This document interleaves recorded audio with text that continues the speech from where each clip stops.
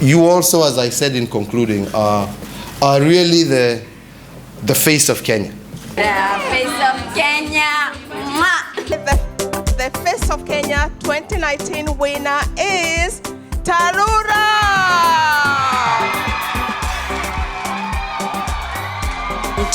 One amazing thing about being a Face of Kenya Ambassador is it taught me that my dreams are valid, that as a young person, I'm allowed to dream, I can do more than I think I can, and that my age doesn't limit me to make change in the world.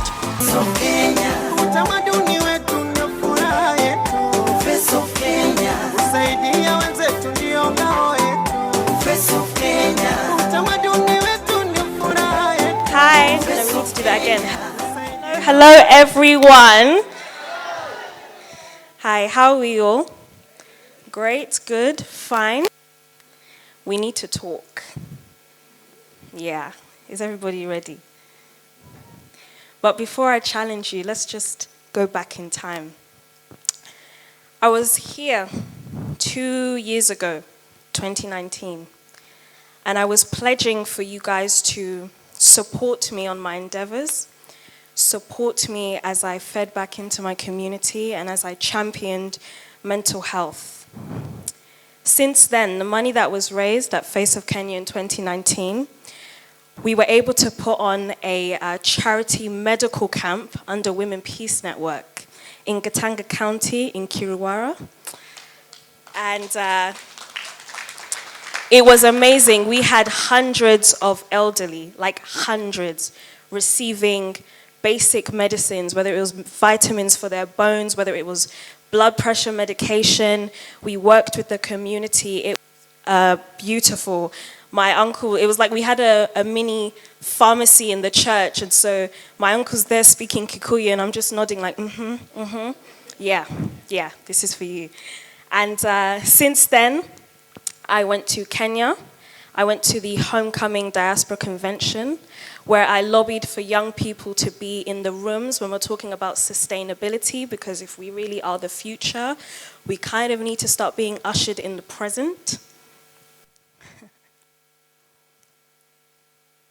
When I was 19, I started university.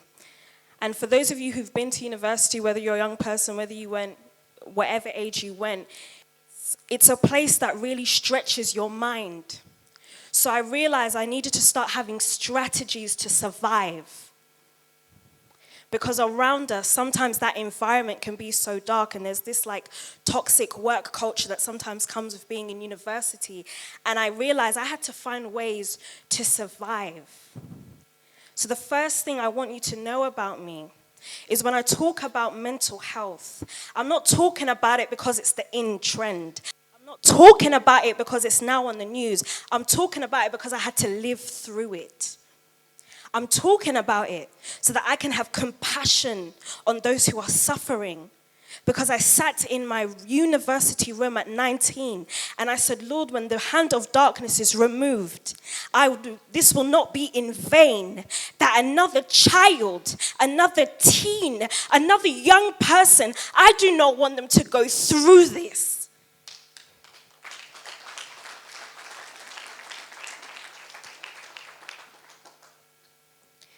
So I went on. I gave speeches. And what happens is a lot of the time, parents or people, they'll come up to me and they'll go, what can I do? How can I help? What can I do? And I used to wrestle with this question because I'd only have a brief amount of time to tell them, because it almost didn't feel like I could really tell them so quickly in passing. But that's the question I have for you today. What can you do? What is it that you do? You see, I made a request. I said, I don't want to be on a stage. I want to talk today. Because what I've realized is that sometimes platforms can destabilize us. So we become a crowd. And we start glorifying those on the platforms, not realizing that every single one of us has a platform. Every single one of us has something that we've had to struggle through, that we've had to come through, that's given us grit. Every single one of us has a platform. So I wasn't interested on standing on the stage because I didn't want to destabilize you. What do you do? What skill do you have? What is it that you acquire? And it doesn't have to be that big. Some of you are in finance. Some of you are doing counseling. Some of you are in council work. Some of you are health workers, fashion designers, bloggers, whatever it is you're doing. What skill do you have that you can feed back into the community? I came here. And I know it's a reunion. And I know it's so easy for us to want to go back to the old. But if the pandemic taught us anything, is that change has consequences, good and bad. What can you do? So I'm going to need you guys to just do something with me. Yeah? I want everyone to close their eyes, please. And I'm going to be looking, so if you don't close your eyes, it's just weird. I'll just be looking at you. I want you to take a second, and I just want you to breathe in. Center yourselves. And I want you to think of this.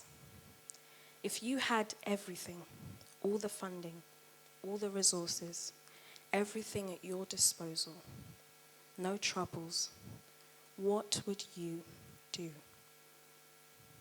What would you build? Now, with your eyes still closed, I just want you to put your hand up if you thought of something, just in that moment. Just put your hand up. It's only me that can see it. If you thought of something in that moment, it can be small. It could be building a house for your family. Wow. I also want you to put your hand up if you don't know. If you're in this moment and nothing's come to your mind.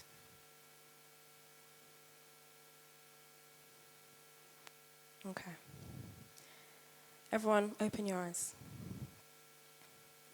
You'll be glad to know that a lot of you raised your hand.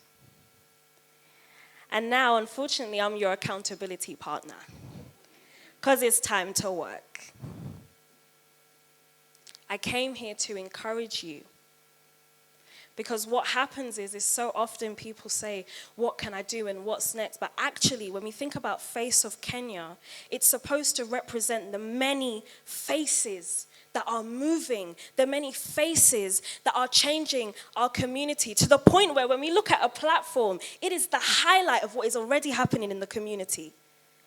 So that when we stand on that stage as ambassadors, we are looking into a crowd of platforms. Not a crowd looking at one platform. One way. Take your power back. I don't care what you do.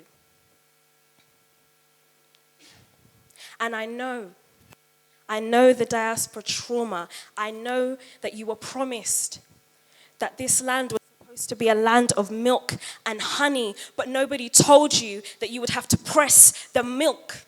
Nobody told you that you would have to trap the honey. That not every honey and sweetness that you find in this country is for you. And that not every milk that you drink is yours. And you had to wrestle with that. But if we're talking about sustaining a brand, if we're talking about building, then we all have to build together. And I'm going to be vulnerable with you guys right now. I don't want to see another teen, another child taken by suicide. And I'm going to work. And I'm going to fight, but I'm going to need help. I need counselors. I need people that work in government. I need people who can sit down with me and teach me. I need parents who don't mind having tough conversations, who don't mind being corrected, but also teaching me, helping me to bridge the gap. Until I start to see research that starts to reflect the world that I'm walking in. And I start to see actual governmental plans that make sense. That's what I'm here to do. So I came here to empower you while you have fun, while we all sit around and reminisce, while we all talk about how good it is to be back, take your power back, build your platform back. There's work to be done, and I hope you join me. Thank you.